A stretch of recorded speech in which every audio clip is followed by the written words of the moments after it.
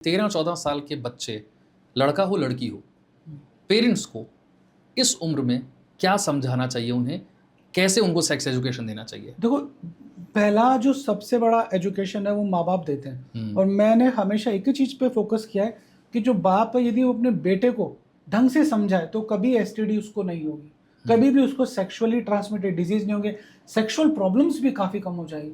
तो सबसे पहला ये चीज़ें समझाए कि हाइजीन, कि आप अपने बेटे को बोलो बेटा हाइजीन कैसे मेंटेन करते हैं ये समझो। कि आप 40 साल के हो, मेरे पास आ रहे हो, आपने कभी जीवन में पीनिस को ही पीछे नहीं किया। ऐसे बहुत सारे लोग हैं कि वो चमड़ी उन्होंने आज तक पीछे नहीं करी, उनके स्किन पे गंदगी लगी हुई, स्मैग्मा लग रहा है। तो सबसे पहले तो हाइजीन के बारे में बताओ।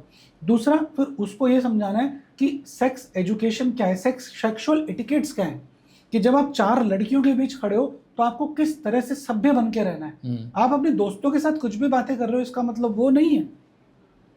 आज जो मैं जेनजीज में कल्चर देखता हूँ कि कनॉट प्लेस पे सारे लड़के लड़कियां उस उम्र के खड़े हैं, बातें कर रहे हैं, और उनके टॉक्स भी मुझे नहीं लगता कि कई लोगों की मैंने देखा है बहुत सभ्य नहीं होती है, गाली गलौज कर रहे होते हैं। अब मैं सिर्फ उसी चीज पे फोकस करना चाह रहा हूँ कि आप दोस्त हो सकते हो, पर आपके सामने यदि कोई भी महिला खड़ी है, स्त्री खड़ी है, तो आपका जो आचरण है, आपकी जो वाणी है वो बड़ी सभ्य होनी चाहिए।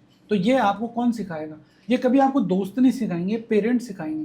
तीसरा, यदि आपको ऐसा लगता है कि बेटा are you doing some masturbation, तो आपने यदि ये बात पूछ लिया और वो कर रहा है तो उसको लग जाएगा कि हाँ, तो उसको बोलना यार it's okay, it's a natural thing, if you are doing once a week it's okay, but यार बेटा इसको एडिक्शन मत बना लेना।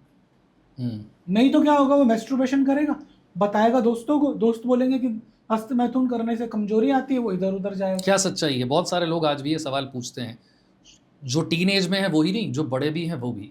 मैस्टरबेशन को लेकर भारत में इतनी भ्रांतियां और इतनी मिस इन्फॉर्मेशन क्यों है? और बहुत जगह पर आपने बोर्ड लगा देखा होगा, बचपन की गलतियां।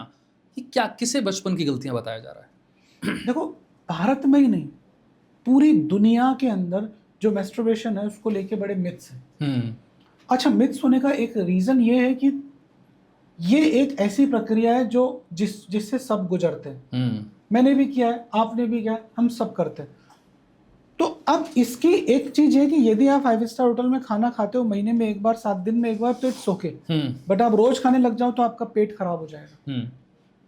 Same with masturbation. तो यदि आप इसको रेगुलरली कर रहे हो, रोज कर रहे हो, दिन में 3-3 बार कर रहे हो, मतलब मेरे पास इस तरह के लोग आते हैं जिनकी शादी हो गई है, रात को सेक्स किया है उन्होंने, और सुबह उठ के मैस्टरबेट कर रहा है, फिर दिन में कर रहा है। They are addicted to masturbation, they are addicted to porn induced masturbation, कि अब वो पॉर्न देख रहे हैं और मैस्टरबेशन कर रहे हैं।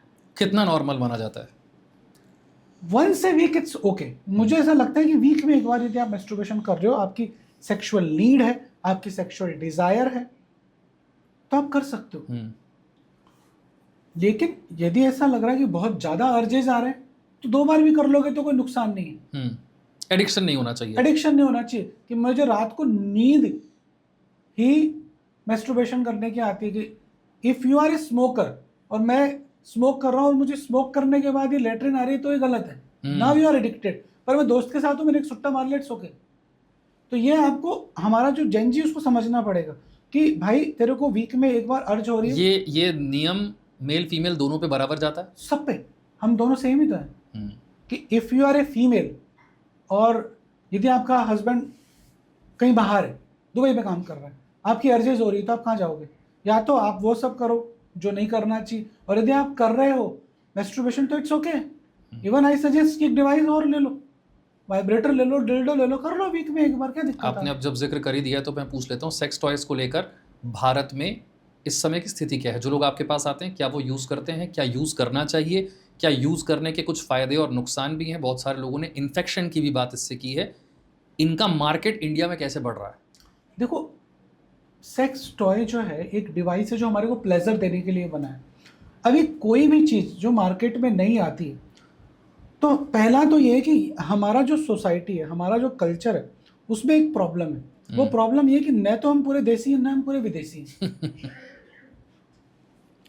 देसी इसलिए नहीं है कि या तो हम बिल्कुल अरब कंट्रीज की तरह बैन कर दें, फांसी पे लगा दें, गला काट दें, और विदेशी ऐसे हैं कि यदि आप ऑस्ट्रेलिया में आओ, खरीदना, आपको खरीदना, ये आपकी लाइफ है, ये आपका चॉइस है कि आप क्या खाओगे, आपकी थाली में क्या होना चाहिए, ये आपका ये डिसीजन है। So if you want to take a masturbation cup, तो उसमें सरकार को क्या प्रॉब्लम हो सकती है? आप अपनी सेक्सुअल नीड को पूरा करने के लिए एक मैस्ट्रुबेशन डिवाइस ले रहे हो, तो क्या इशू है? मेरी डिजायर हो रही है, या तो मैं स्पा में जाऊं, या मैं किसी और जगह जाऊं, या मैं कुछ और गलत काम करूं जो सोसाइटी के लिए खराब है।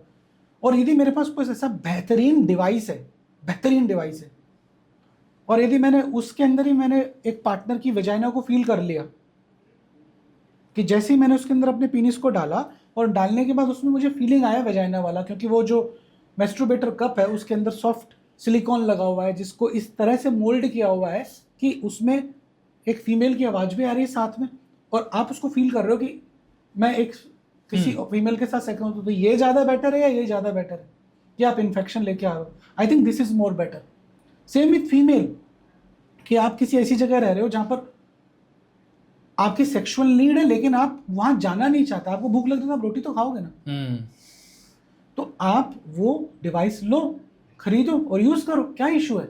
आपके पास जो पेशेंट्स आते हैं, क्या आप उन्हें सजेस्ट करते हैं? मैं बहुत सारे पेशेंट्स को बोलता हूँ कि बेटा मैस्ट्रुबेशन मत करो, यदि मैस्ट्रुबेशन करना ही है तो एक मैस्ट्रुबेटर कप ले लो, ऑनलाइन अवेलेबल है, मार्केट में मिल जाएगा। लोग यूज कर रहे हैं, लोग यूज करते हैं, they are happy, because when you are using your hand, तो आप क्या होता है कि इस पीनिस को डैमेज कर सकते हो, पहला। दूसरा, आपकी फ्रीक्वेंसी आप डिसाइड करते हो मुझे किस स्पीड से करना है, तो आप रियल सेक्स को भूल जाते हो।